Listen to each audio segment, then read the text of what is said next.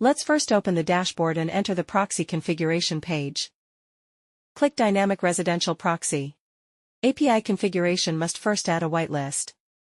Click Manage IP Whitelist. Click Add Whitelist. Click Add Whitelist. Copy your IP into the whitelist IP and click Submit. Go to Proxy Settings. Choose the country you want. Select the number of IPs to extract.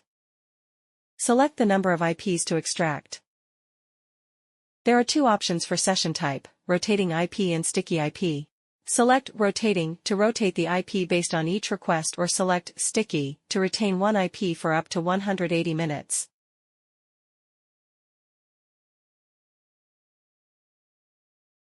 Click to generate API link. In Get API Link, click Open Link.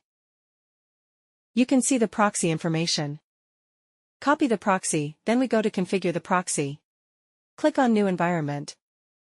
Custom Environment Name. Select SOCKS 5 as the proxy type. Fill in the proxy host and proxy port. Click to detect proxy. If the connection test is successful, it means the configuration is successful.